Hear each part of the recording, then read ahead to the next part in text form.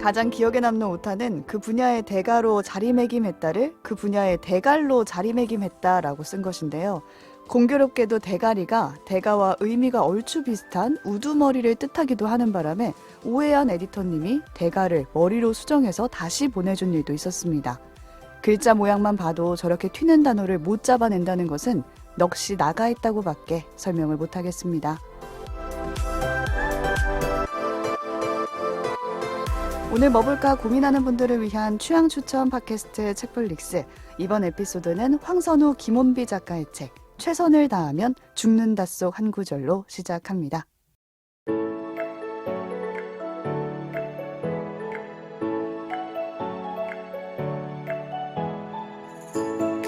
안녕하세요, 책디입니다. 오늘도 오지와 덕PD 나와 계세요. 안녕하세요. 오지랖 넓은 오지입니다. 안녕하세요. 이것저것 덕질한 덕필입니다. 네, 전 오프닝 들으면서 다른 것보다 저 책 제목이 너무 충격적이에요. 최선을 다하면 죽는다.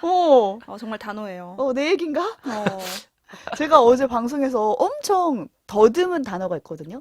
SPC라는 기업을 얘기하다가 애쉬, 에피씨 막 이러면서 계속 그게 막 안 되는 거예요. 근데 머리는 이미 가 있는데 너무 웃기더라고. 입이 안 따라오는 그런 상황인 거예요. 근데 그걸 두고 넋이 나가 있다 라고 하는 게 아닌가. 제가 그 전에 엄청 놀다 왔거든요. 노는 것도 잘하고 일도 열심히 하다 보니까 공항에서 회사에 바로 오면 무슨 일이 벌어지느냐. 죽을 뻔했다. 파업하는 거죠. 입이 네. 파업하는 거죠. 네. 저는 이 오프닝 들으면서 그 짤이 하나 떠올랐는데 그런 짤이 있어요. 녹차 티백을 넣은 머그컵을 찍은 사진인데 겉으로 보면 평범하거든요. 자세히 보면 티백이 밖에 나와 있고 티백 꼭다리가 물에 담겨 있어요.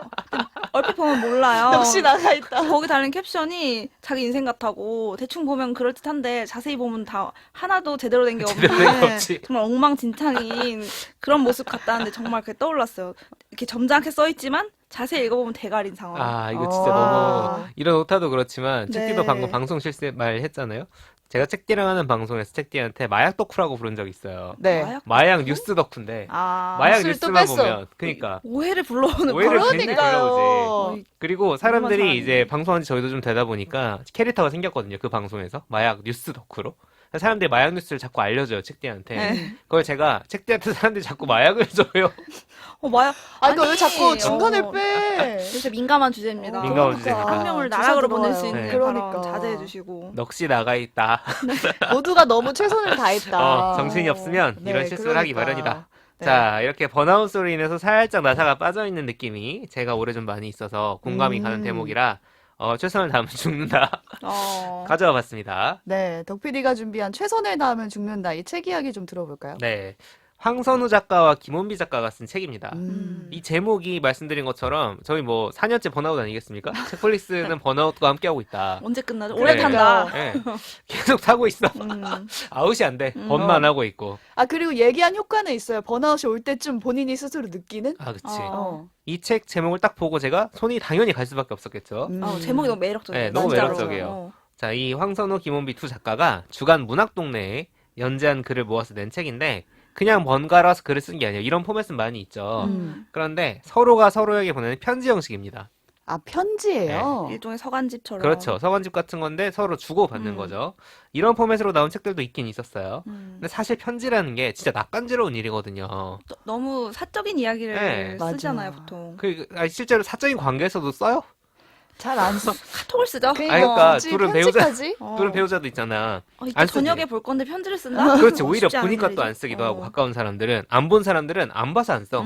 약간 그런 게 있어가지고 낯간지러운 일이라 저도 안 쓰는 편이거든요. 그래서 신기했어요. 좀 보면서. 자, 이 책에는 2022년 여름부터 2023년 봄까지 두 사람이 주고받은 편지가 실려 있습니다. 우리도 이 시기를 다 같이 살았죠? 그쵸? 네, 2022년 봄부터 여름 사이에 코로나가 제일 절정 찍었던 오미크론 네. 그때였고 올해는 이제 엔데믹이라고 해서 코로나와 함께 살아간다고 하지만은 약간 그 4년간 이 코로나가 남긴 상흔들이 우리가 지금 겪고 있잖아요. 저처럼 뒤늦게 걸려가지고 콜록되는 사람도 그러니까요. 있고 경제 안 좋고 막 그런 거 외로움도 더 심해졌다 이런 얘기 되게 많이 그런 나오고 얘기 엄청 많아요. 엄청 많이 나오고 막 젊은 사람들 자살률 올라간다는 얘기도 나오고 실제로 정신과 방문율도 엄청 높아졌대요. 사람들이 인식을 하게 된 것 같아요. 혼자 사는 삶이란 어떤 거란가를 경험해보니까. 그렇지. 팍팍해졌어요. 쉽게 말하면. 제가 사실 코로나 이전에 유지되던 모임들이 또 사회적 관계들이 회복이 안 되고 있거든요, 아직도. 왜냐면 그냥 그때 끊긴 게 굳이 다시 모이자 안 하는 거야. 아직 계기가 살기 없구나. 힘드니까. 그렇지. 한마디로 이 살기 팍팍한 시기를 이 두 사람의 작가들이 편지를 주고받으면서 보내온 겁니다. 너도 나도 과로와 번아웃을 겪는 상황에서 어떻게 다시 살아갈 힘을 얻을 수 있을까 고민되는 분이라면 한번 읽어보시기 좋을 것 같아서 가져왔습니다. 자, 이게 소설이나 서사가 있는 논픽션이 아니에요. 그러니까 이야기의 줄거리가 있는 게 아니라는 거죠. 네, 무슨 얘기를 편지니까. 하지? 근데 흥미로운 점이 뭐냐면 두 사람 작가의 편지가 꼬리에 꼬리를 무는 이야기식으로 주제를 불고 나갑니다.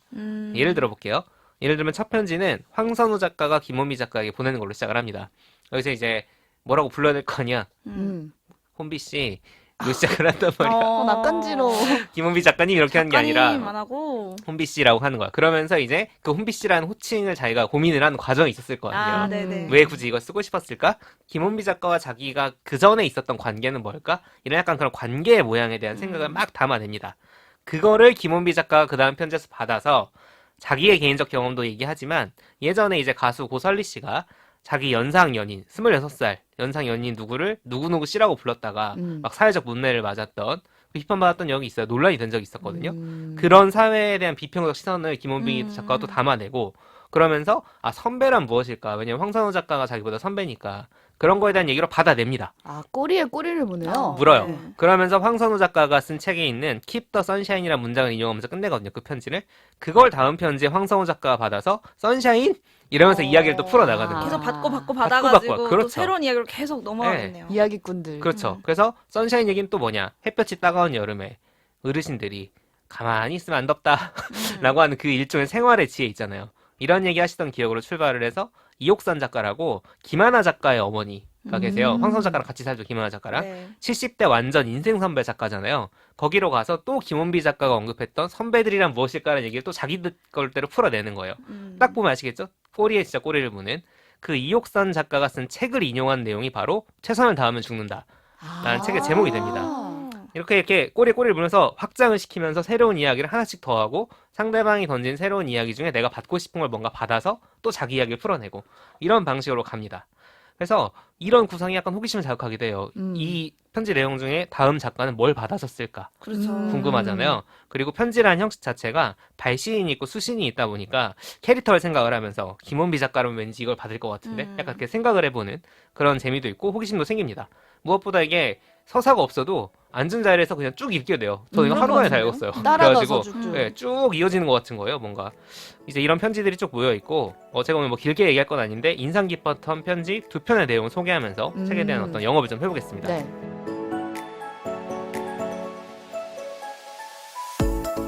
김원비 작가의 이야기로 시작을 하는데 김원비 작가 특이한 사람이잖아요. 우리가 책으로 알고 있죠. 아무 뜻을 축구하는 그 우아하고 꽃게 아니라 축구, 뭐 전국 축제자랑 글이 안 써질 때 목탁을 두드린다고 합니다. 우리가 아는 그 목탁 있죠. 절에서 나오는 그 목탁. 그럼 써진대요? 그럼 약간 마음을 해보시려고요? 아니 각자 그런 거 있잖아요. 마음을 준비하기 위해서 뭘 해야 되는? 그치, 누군가는 커피를 마실 수도 있고 전 게임을 조금 해야 되거든요. 뭐 이런 거 하기 전에 그런 건데 그 얘기를 먼저 해요. 그 얘기 공유한 다음에 황선우 작가, 김원비 작가한테 이제 답을 보내겠죠. 유튜브에서 목탁 소리를 들어본 거예요. 자기는 목탁 안 쳐봤으니까. 갖고 있질 않으니까. 네, 막 절에서 찍은 8시간짜리 그 ASMR처럼 올라와 있는 그런 영상이 게 있구나. 있대요. 없는 게 없어. 그래서 없는 게 없어. 이 영상은 어디 무슨 절에 있는 신님들이 뭘 한 건데 영어 자막도 쫙 달려 있고 하는 거야. 근데 거기 딱 보면서 댓글이 뭐가 달려 있냐? 베댓. 좋아요 제일 많이 나오는 댓글이 뭐냐? 입대 이틀 전 마음의 평화를 찾고자 듣는다.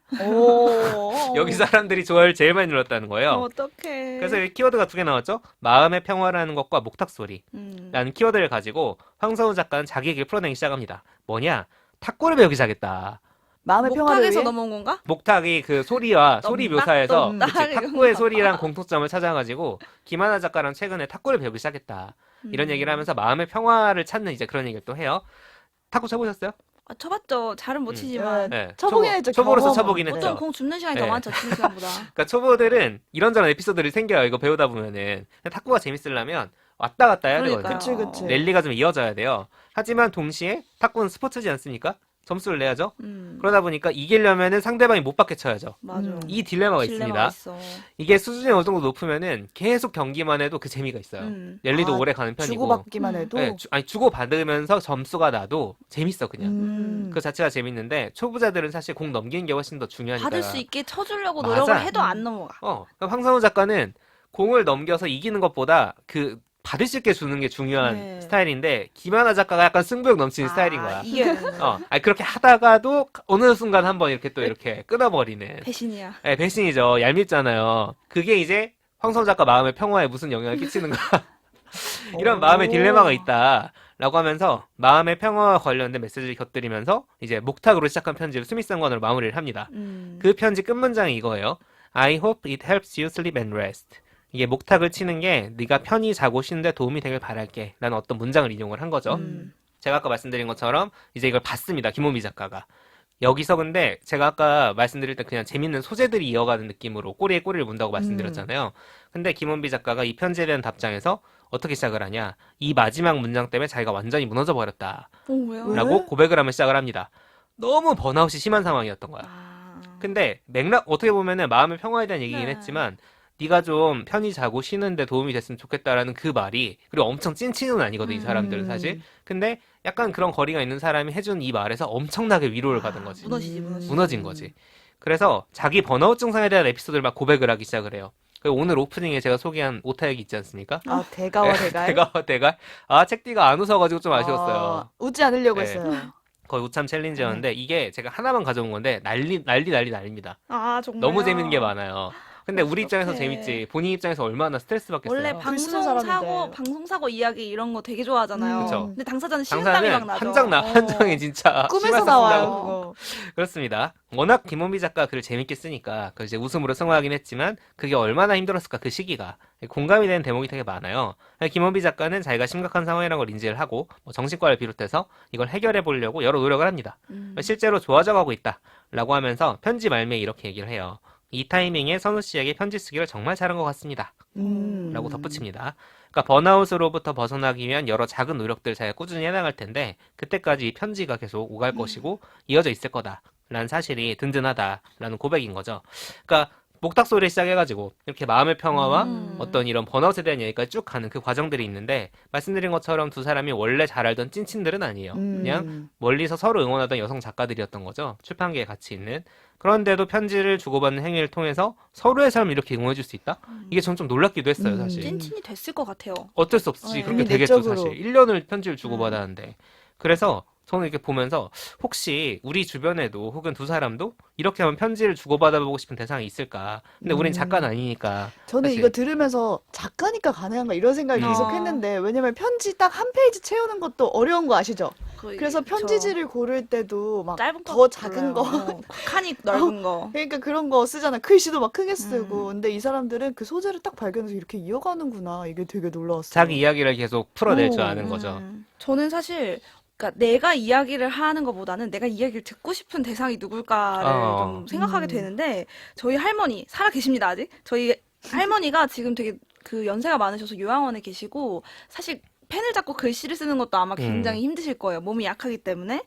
그래서 제가 얼마 전 에피소드에서 부고기사나 이런 이야기를 기록하는 거에 대한 얘기를 나눈 적도 있지만 저희 외할아버지 같은 경우는 당신이 생전에 회고의 어떤 글들을 좀 남기신 편이라 저한테는 기록이 있어. 되게 운 좋게 기록이 있는데 할머니 같은 경우는 그 할머니의 삶이 어땠을지를 짐작할 단서가 하나도 없는 거예요. 같이 오래 할머니가 저를 어렸을 때 많이 봐주셨기 때문에 제가 목격한 어떤 장면들이 있긴 하지만 할머니의 생각, 그다음에 할머니 시점에서의 삶은 어떤 건지를 들을 기회가 없어서 이거를 말로 하면 잘 안 되는 거 있죠. 가족들이랑 각 잡고 진지한 얘기하면 안 되고 에이 됐어 뭐 딴 얘기를 이렇게 하거나. 한단 말이죠. 낯간지럽게. 그래서 제가 다 가능하다. 만약에 현실을 다 이제 차치하고 만약 가능하다라고 생각해 본다면 할머니랑 이렇게 텍스트와 텍스트로 대화를 해본다면 내가 할머니의 부고기사를 적을 수도 있고 이렇게 할머니의 이어지네요. 마음을 조금은 더 잘 이해할 수 있지. 약간 이런 약간 뭐랄까 저번 에피소드부터 이어지는 생각이 들긴 했어요. 근데 지금 오늘 이제 이 책에 대한 이야기들을 쭉 들으면서 할머니한테 난 무슨 얘기를 하지, 그럼? 그렇지, 내가 할 얘기도 할머니는 있어야지. 이미 나한테 관심이 굉장히 많고 어렸을 음. 때부터 내 삶을 쭉 봐온 사람인데 내가 그런 할머니에게 어떤 얘기를 해야 되지? 라는 또 고민이 좀 들긴 하네요. 그럴 수도 있겠네. 그쵸. 꼬리에 꼬리를 물면서 아마 가족들에 대한 같은 가족을 두고 할머니와 나의 시선은 다를 거고 그쵸, 그렇죠. 엄마는 할머니한테 딸이고 나한테는 엄마이고 이런 차이들에서 오는 이야기들로 시작해보면 좋지 않을까. 갑자기 그런 좀 생각이 드네요. 네. 그런 것도 있죠. 현실만 그 자체하면 실현해 음. 볼 수도 있겠네요. 그러니까요. 이게 좀 맘만 먹으면 어떻게 보면 될 수도 있어. 어떻게 하면. 네. 그리고 할머니가 다 알지 않을 거예요. 맞아. 할머니가 모르는 게 있지. 모습이 있잖아. 우리 엄마의 모습 중에 그렇죠. 네, 음, 그런 게 있죠. 저는 그 녹음 오기 직전에 연락을 받은 사람이 있는데 어. 원래 다른 사람 생각했거든요. 이 편지 어. 주고받고 싶은 사람을. 근데 그분 문자를 받고 그분으로 바꿨어요. 마음을. 뭔데? 저 처음에 방송일 시작했을 때 같이 일했던 작가님이에요. 근데 그 작가님이 오늘 되게 오랜만에 문자를 행복하게 지내지라고 보내시는 거예요. 갑자기? 야, 이거 무너지겠다. 무너져. 김은비처럼. 무너졌어. 헐. 근데 그분은 항상 뭔가 방송을 같이 할 때도 저의 행복을 항상 걱정해주던 그리고 그걸 묻던 분이거든요. 아이고, 엄마야. 거의 근데 나이벌이 엄마 진짜요? 차이 나는 게 아. 저도 방송 일이 처음이었고 작가님도 원래 다른 병원 일을 하시다가 꿈이 작가여서 사회 초년생 때는 그 일을 하다가 전공인 병원 일로 다시 옮겨가셨다가 50대가 넘어서 작가 일로 다시 돌아온 아이고. 케이스거든요. 그러니까 둘 다 처음 방송에 투입돼서 그러게. 쿵짝쿵짝했던 메이트였던 거예요. 근데 그러다 이제 각자 다른 일로 또 이제 헤어졌지만 바쁘고, 이제 와서 가끔 연락을 주고받을 때마다 행복해 보여 혹은 행복하게 지내지 이런 식으로 문자를 시작하시거든요. 긴장하셨죠? 그렇죠? 행복하다고. 저는 항상 작가님한테 묻고 싶은 게 요즘은 뭐 하세요를 계속 묻거든요. 그러니까 작가님의 삶이 작가 일을 계속하는 게 아니라 뭐 해외도 오가시고 그러면서 직장을 계속 바꾸세요. 근데 요즘에는 이주 여성 관련된 일을 하신다는 거예요. 근데 그 얘기가 너무 흥미롭고 네. 이분은 다음에는 어디를 그러게. 가 있을까 막 이런 뭔가 궁금증을 대리만족? 유발하는 분이어가지고 해야겠는데요? 주간으로 연재를 해야겠는데요? 어떻게 지내시는지 매주 격주로 한 번씩 여쭤봐드리고 먼저 행복하게 지내시는지도 좀 여쭤보고. 맞아. 그럼 내가 행복한 것도 좀 말씀드리고. 그렇지. 네. 그렇게 하면은 이 김원비 작가와 황선우 작가 정도는 아니지만 그래도 꼬리에 꼬리를 무는 주제 정도는 서로가 발견하지 그렇지. 않을까라는 생각이 드네요. 심지어 이거는 이제 남들에게 보여주는 것도 의식하고 쓴 편지지만 이 책에 그쵸. 이제 작가들이 쓴 거는 근데 우리 사적인 관계에서는 그럴 필요는 없잖아요. 그쵸, 서로에 그쵸. 대한 것만 있으면 되니까 막 엄청 문장력이 내밀한 좋을 필요도 이야기를 없고 할 수도 있고. 네, 훨씬 사적인 이야기 할 수도 있고 자기 감상도 좀 더 마음껏 뭐 베푸실 수 있고 저 같은 경우는 1대1도 되게 중요하긴 한데 제가 되게 아쉬워하는 관계 중에 하나가 대학 때 이제 항상 같이 뭉쳐 다니던 친구들 그룹이 있거든요. 그 친구들이랑은 다 졸업하고 사회인 된 뒤에도 1년에 최소 몇 번, 원래는 한 달에 한 번씩 모여가지고 생일 파티하고 이랬었는데 그 뒤에는 이제 조금씩 서로 바빠지니까 한 달에 한 번. 1년에 한두 번은 꼭 봤는데 그 관계가 코로나 이후로 회복이 안 되는 거야. 근데 이 친구들은 사실 예전에 뭐 같이 글 쓰는 활동도 이런 거 다 했던 친구들이어가지고 뭔가 집단으로 해보면 어떨까? 일주일에 한 명씩 무조건 올리기 대신 꼬리에 꼬리를 무는 식으로 그거 어디서 본 것 같은데? 하면 뭐지 막 우리 어디 있는 뭐 적듯이 네. 카페 같은 데 가면 뭐 이렇게 롤링페이퍼처럼. 네, 그래, 그 그치. 우정 노트? 맞아요. 했었어요. 그 일기장 같은 거 옮기면서 얘 그렇지. 쓰고 나 쓰고 순서가 있었어요. 맞아. 아이디도 있고 막 1대1이 너무 부담스러우면은 이런 방법도 가능하겠다. 라는 생각이 문득 들었습니다, 저도. 나도 딴 사람 듣다가. 그리고 릴레이로 이렇게 네, 하면 릴레이로 하면은 부담도 덜하고 대신 이제 마감은 지켜줘야지. 저희 해볼까요? 유지돼야 되니까. 우리가? 왜? 네, 알겠습니다. 예, 너무 그렇습니다. 싫어서 뭐라고 말할지 모르겠어. 근데 이 책 그 이야기를 들으면서 방금 그 릴레이의 어떤 아이디어를 들으면서도 생각을 했는데 실제 이 책이 나오기 전에 주간 연재를 하셨다고 그쵸. 하셨잖아요. 이걸 읽는 독자의 마음에선 정말 우편 배달부를 기다리는 사람처럼 일주일에 한 번씩 다음 편지에 뭐 어떤 답장이 올까? 실제 그 편지의 답장을 기다리는 마음으로 연재를 기다렸을 것 같은 거예요. 그쵸. 오히려 오는 사람도. 실제 그 시간차가 있으니까 더더욱 실감이 나지 않았을까. 또 한편으로는 책으로 읽으니까 그 꼬리에 꼬리를 무는 흐름을 따라가기도 더 재밌었겠다. 좋았죠. 이 생각도 좀 들긴 드네요. 네. 그래서 이제 그 주간 문학 동네에서 한 달에 한 번씩이라서 격주였긴 했거든요. 아, 네. 그걸 기다리는 어쨌든 그 시간차가 있긴 했지만 이렇게 책으로 모아놨다는 점에서 말씀하신 것처럼 좀 이어간 측면이 좀 있고 어쨌든 이 편지 주고받는 행위를 누군가랑 한다는 거 그리고 내 이야기를 다른 사람이 던진 걸로부터 풀어나간다는 거 이런 경험들이 사실 없으신 분들이 많을 것 같아가지고 되게 신선하게 읽을 수 있는 책이었어요. 네. 자, 제가 이 책을 올해의 키워드와 함께 소개를 하려고 가져왔는데 제가 올해의 키워드로 생각하는 게 뭐냐? 어디서 많이 들어보신 걸 겁니다. 꺾이지 않는 마음. 아, 중성마예요? 근데 제목이랑 모순되는 거 아닌가요? 있어봐. 우리 슬램덩크 소개를 오래 했어요. 맞아요. 슬램덩크 소개하기 오래거든? 올해 초야. 그때 막 꺾이지 않는 마음, 꺾이지 않는 마음 막 엄청 얘기했었는데, 그때 열심히 살고 있었는데 최선을 다하고 있었네. 그때 되게 되겠다. 진짜 그놈의 중꺾마. 안 되겠다. 근데 제가 슬램덩크 소개하면서 말씀드렸던 게, 내 마음이 꺾이지 않으려고 버티는 게 중요한 게 아니라, 그러다 부러진다. 맞아요. 최선을 다하면 죽어. 근데 그게 아니라, 곁에 여러 있는 마음을 모아야 된다. 그래서 다발을 만드는 게 중요하다는 말씀 드린 적 있거든요. 근데 그 마음의 다발을 만드는 게 내 바로 옆에 있는 가족이나 연인처럼 맨날 막 보고 뭔가 공유하는 사이가 아니라 약간 편지를 나눌 수 있을 정도로 약간의 거리감이 있는 이제 그런 사이에서도 이런 마음의 다발이 생길 수도 있구나. 이거를 책을 맞아. 읽으면 알게 돼요. 확실히 그 황사훈 작가 첫 편지에서 혼비 씨로 시작한다 그랬잖아요. 근데 그 두 사람의 관계가 쭉 이제 1년간 편지를 주고받는 걸 보면 나도 느껴지는 거. 이 사람들 점점 친해지고 점점 가까워지고 있고 서로가 서로에게 굉장히 의지가 되고 있구나 라는 걸 느끼게 되거든요. 그러니까 함께 이야기를 나누고 서로의 삶을 응원하는 관계들이 많을수록 내가 뭔가 넘어지거나 비틀거리거나 그럴 때 붙잡아주고 이렇게 해서줄 계기들이 되게 많이 만들어질 수 있다. 꺾이지 않는 마음은 어떻게 만들어지느냐? 사람들을 만나야 된다. 이야기를 나눠야 된다. 이제 그 점을 생각해보게 되는 책이라는 점에서 제가 올해 키워드랑 한번 묶어서 소개를 해봤습니다. 올해 어떻게 그렇게 사셨나요? 꺾이지 올해 않는 그렇게 못 마음을? 살았죠. 올해는 강제로 그렇게 살았죠. 네. 책들이랑 같이 하는 프로그램이 거의 뭐지? 우리 약간 내던져진 서로를 어, 의지하며. 서로를 강의하여. 의지하지 않으면 돌파할 수 없는 일들로 전우회를 갖고. 점철되고 있기 때문에. 전우회가 맞는 것 같아요. 그렇죠. 전우회지 전우회. 아직은 안 꺾이신 거죠? 모르겠습니다. 중요한 건 중요한 그냥 것은 하는 거죠. 꺾이지 않는 마음이 아니라 꺾여도 그냥 하는 하는 마음이야. 마음.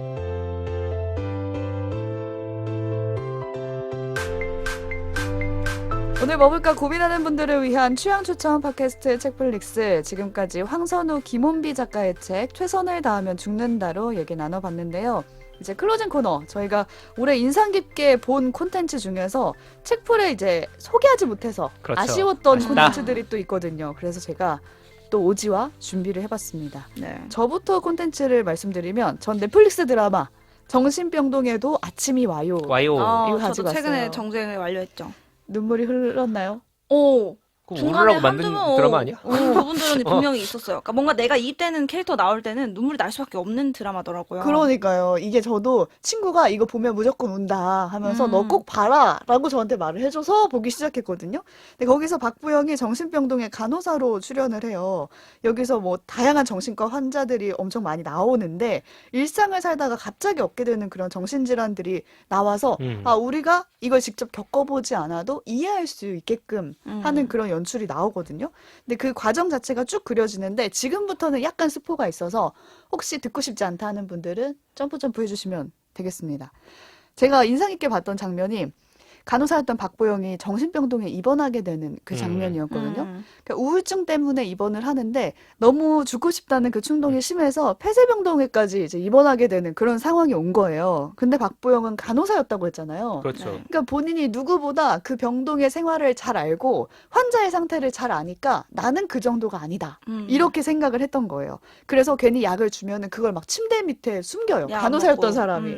왜냐면 이걸 먹는 순간 내가 환자라는 거를 인정하게 돼버리니까 이 약을 먹지 않아요. 근데 그러다가 나중에는 내 병을 인식하고 인정하는 순간 그때부터 이제 치료가 시작되거든요. 그렇죠. 근데 그걸 보면서 정신적으로 뭔가 아픈 친구들이 주변에 있다면 나는 어떻게 해야 되는지, 주변인은 또 어떻게 해야 되는지도 좀 생각해보게 되더라고요. 근데 여기서 박보영 친구가 나오는데 박보영의 단짝이었어요, 어렸을 때부터. 근데 워낙 박보영이 막 집에도 안 나오고 막 잠만 계속 자고 이러니까 걱정되는 마음에 말 그대로 막 이불보쌈을 해가지고 밖으로 나와서 좀 걸어라, 그치. 햇빛 좀 쐬라. 끌어내주고. 일반적인 사람들이 할 법한 대처였어요. 막 억지로 끌어내서 야 맛있는 거 먹으러 가자, 바람 쐬자. 저 같아도 처음에 모르고 그렇게 했을 것 같은 행동들. 그리고 엄마도 어떻게 하냐면 막 진수성찬을 차려요. 얘가 입맛이 없구나 해가지고. 그리고 억지로 먹으라고 막 숟가락을 쥐어줘요. 근데 나중에 의사가 하는 말이 숟가락들 힘도 없는 사람에게 억지로 무언가를 하게 하는 건 폭력이나 다름없다라고 말을 하거든요. 근데 저는 이걸 보면서 그럼 어쩌라고. 그러니까 좋은 의도였으니까 용서해 주세요. 그러니까 이거를 그러더라고요. 도대체 어떻게 해야 되나, 주변에 이렇게 우울증을 겪고 있는 친구가 있다면. 근데 제가 방송에서 만난 그 정신과 의사분의 말이 생각이 났는데 그분은 정말 애정하고 아끼는 사람이라면 그 환자를 데리고 직접 정신병원에 같이 방문을 해달래요. 결국 이불보쌈 해야 되는데. 근데 이제 그거를 놀러 가자 이게 아니라 직시하게 같이 해준다는 거죠. 실제로 드라마에도 이런 인물이 나오죠. 병원 진료를 권하는 인물이 나오기도 하죠. 맞아요. 근데 스스로 혼자 찾아가기가 정말 어려워서 어렵대요. 예약도 주변에서 같이 해주고 그리고 거기까지 같이 가는 것도 해줘야지 좀 뭔가 그렇죠. 진료까지 이어질 수 있다라고 말을 하거든요. 그래서 이런 부분이 뭔가 현실적으로 내가 실천해볼 수 있는 도움을 줄 수 있는 그런 부분이 아닐까 해가지고 가지고 와봤고 지금 우리나라에 정말 질환을 앓고 있는 환자들이 엄청 늘고 있다고 하잖아요. 그래서 딱 이 시기에 뭔가 정신병에 대한 인식이 바뀌어야 되는데 이 드라마가 나와서 저도 보면서 이거 다른 사람들도 좀 많이 봤으면 좋겠는데 이런 생각이 들었거든요. 그래서 제 친구도 뭔가 저한테 추천해 준 게 아닌가 싶어서 많은 분들이 보고 정신질환에 대한 인식이 좀 변했으면 좋겠다는 마음으로 좀 가지고 와봤습니다. 이 작품이 웹툰 원작인 걸로 아는데 저도 웹툰은 다는 아니고 일부분만 봤는데 웹툰도 되게 재밌거든요. 그러니까 중요한 어떤 무거운 이야기들 또 우리가 좀 중요하게 생각해야 될 부분들을 담고 있지만 어떤 특정 인물의 문제로 축소할 수 있는 위험이 있잖아요. 이런 이야기는 그게 아니라 이제 어떤 그 만화에서는 다 동물 얼굴이거든요. 환자들이. 그래서 이 환자의 경우 이런 일들을 하면서 겪는 어려움들이 이렇고 주변의 반응들도 정말 평범한 반응들이 어떤 사람은 부정하기도 하고 우리 애가 그럴 리 없어. 어떤 사람은 어떻게 하면 돼요? 제가 도와줄게요. 이렇게 모범적인 경우도 있고 이런 경우들이 다양하게 나오더라고요. 그래서 드라마에는 아마 일부분이 지금 반영이 된 것 같던데 저도 드라마도 연출도 그렇고 말씀하신 대로 우리 주변에서 정말 있을 수 있는 일이구나. 정말 신기한 일이 아니고 우리 누구나 마주할 수 있는 상황들이구나 이런 걸 좀 느꼈던 것 같아요. 나한테도 언젠가 갑자기 닥칠 수 있는 사고 같은 일이구나. 이런 인식을 심어준 것 같아요. 이번 드라마가. 네, 이번에는 좀 제가 인상 깊게 봤던 작품을 하나 소개하면 저는 다큐멘터리 영화를 한 편 가지고 왔어요. 그 2022년에 사실은 제작이 됐던 작품인데 저는 올해 봤는데 수프와 이데올로기라는 작품입니다. 제목이 특이하네요. 좀 낯서시죠? 하지만 무려 올해 대종상 다큐멘터리 부문상을 받은 작품이기도 한데요. 조금 간단하게 줄거리를 먼저 소개를 해드리면 그 수프와 이데올로기의 감독은 양영희라는 인물이에요. 이 양영희 감독 자신과 또 자신의 가족에 대한 조금 자전적인 이야기를 다룬 다큐인데 이 양영희 감독의 어머니 강정희 여사 이야기를 먼저 해야 하는데요. 이 양영희 감독의 어머니는 태어나기는 원래 일본에서 태어났는데 이제 제주도에서 어려서부터 자라요. 그래서 제주도 출신 그 한국인인데 18살 때 어머니가 18살이던 때에 제주 4.3 사태가 터지면서 일본 오사카로 밀항을 해서 정착해서 지금까지 살고 있는 제주도민 출신 제1동포입니다. 일단 여기서부터 이제 복잡하죠? 네네. 그리고 그 양영희 감독의 부모님, 아버지 어머니는 그 4.3 사태를 비롯한 여러 가지 상황 때문에 남한 정부에 대한 반감을 갖게 되고 그 결과 북한 정부를 지지하게 되죠. 그래서 조총련 활동에 또 적극적으로 참여를 하고 실제로 그 아버지는 막 북한에 초청받아서도 가고 되게 맞아요. 활동을 활발히 하는 그런 상황이었어요. 그래서 이제 아버지는 돌아가셨고 2009년에 이 양영희 감독은 이제 막내 딸인데 오빠들 3명 다 그 조총련계 제1동포 북송 사업으로 이제 일본으로 북송이 된 경우들이 있었고 그 후로 자주 만나지 못했고 아버지의 유해도 나중에 평양에 묻히게 돼요. 이 감독은 이제 그 평양을 주제로 한 다큐 다큐를 영화들을 찍었어요. 제작을 해가지고 입국이 지금 금지된 상태라 자기는 이제 아버지가 계신 그 묘지에는 한 번도 못 가봤다고 하더라고요. 그런 상태에서 이제 오사카에 사는 어머니를 이제 오며 가며 딸이 이제 돌보고 있는 그런 상황이에요. 여기가 이제 이 영화의 시작점인데 어머니가 나이 들고 혼자서 이렇게 조촐하지만 그래도 이렇게 단정하게 살아가고 계신 그 집이 배경인데 부모님이 입버릇처럼 하시던 말이 있어요. 사윗감은 그러니까 여기선 북한 사람이겠죠? 조선인도 괜찮고 미국인도 괜찮고 다 괜찮은데 일본인만 아니면 된다. 그런 말씀을 막 해요.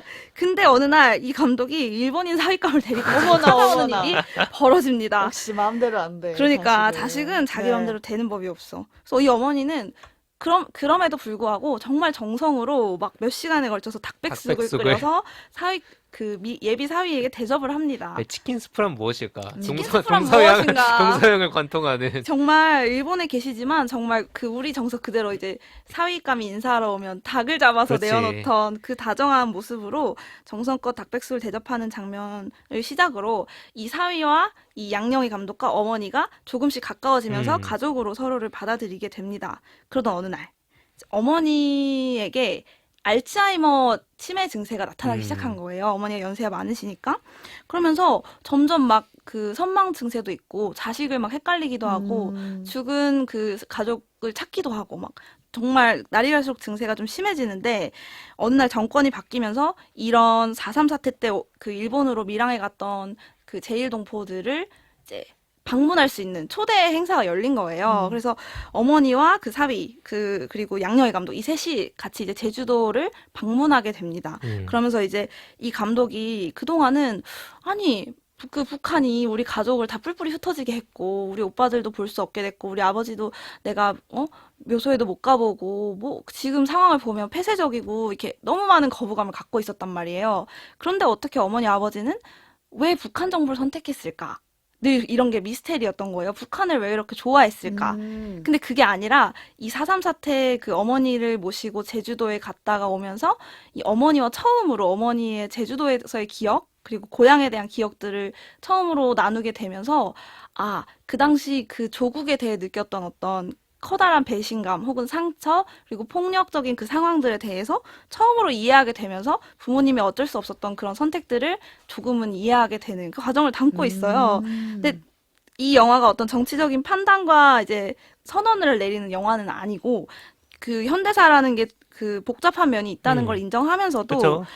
이해하지 못했던 가족들을 조금씩 이해하는 과정이 드러나고 가족 영화니까. 동시에 정말 이 영화가 대단했던 거는 이 어머니가 갖고 있던 고향에 대한 기억 그리고 그 역사적 사건에 대한 기억들이 점점 희미해져 가잖아요. 이게 되게 메타포인 거예요. 이 우리 사회 혹은 우리 이제 역사 속에서 어떤 망각이 어떤 식으로 이루어지는지 그리고 우리가 이거를 기억하고 기록하지 않으면 그대로 사라지는 그런 상황들을 이 어머니의 기억을 소재로 해서 그리고 그걸 관찰하는 딸의 입장을 통해서 상징하고 있다는 생각도 들었고 그럼에도 불구하고 서로 생각과 사상은 다른 딸과 어머니 그리고 제3자인 사위지만 셋이 같이 닭고기 스프를 놓고, 이제 가운데 닭백숙을 가운데 놓고 닭은 유니버설하다. 이걸 같이 나눠 먹으면서 정말 서로를 따뜻하게 사랑하는 게 그래. 느껴져요. 막 그래서 이 가족이라는 게 뭐고 이렇게 서로 생각과 역사와 이 갖고 있는 상처 기억들이 달라도 어떤 식으로 우리가 연대하고 유대할 수 있는지 그런 거를 담담하게 보여주는 작품이어서 제가 최근에 다큐멘터리에 관심이 좀 생겼거든요. 근데 이 작품을 보면서 내 정체성에서 출발한 질문들이 우리 모두의 마음에 가닿을 수 있는 이야기로 이렇게 바뀔 수 있구나 이런 생각이 좀 들면서 너무 추천하고 싶었는데 지금 OTT에서 아무 곳에서도 볼 수가 없어요. 그래요? 시리즈 온 쿠파플레이 등에서 유료로, 결제로 네. 보실 수 역시 있고 시리즈 온. 저도 이걸 영화제에서 본 건데 아마도 이 작품이 더 유명해진다면 뭐 어디선가 또 볼 수도 있겠죠. 이게 작년에 그 책이 나왔어요. 양녕희 감독의 산문집이 나왔거든요. 이거 아마 영화랑 네. 맞물려가지고 나와서 제가 맞아요. 기억이 난 것 같은데 카메라를 끄고 씁니다라고 자기가 그 작업해온 것들 있잖아요. 북한에 대한 그 다큐부터 시리즈가 있어요. 시작해가지고 거의 평양 3부작이 있어요. 이것까지 했을 때 이 양녕희 감독이 무슨 생각으로 이걸 했는지 등이 잘 담겨있는 책이라 추천을 받아서 저도 아직 못 읽어봤는데 그것도 굉장히 좋다고 하더라고요. 같이 읽어보면 네. 좋으실 것 같네요. 제목 자체가 그래서 스프와 이데올로기군요. 그리고 제가 어떤 인터뷰에서 읽었는데 이 작품을 어느 나라 언어로 번역해도 똑같은 제목이었으면 좋겠어서 수프와 이데올로기라고 정했다고 하더라고요. 네. 궁금해지는 작품이네요. 네. 청취자 여러분도 오늘 방송에 대한 감상 있으시면 저희한테 댓글 남겨주시고요. 저희가 나눈 얘기 들으시면서 떠오르는 생각들도 남겨주시면 좋겠습니다. 저희 오늘 준비한 소식 여기까지고 다음 주 금요일에 새로운 에피소드로 돌아오겠습니다. 청취해주신 여러분 고맙습니다. 감사합니다. 감사합니다.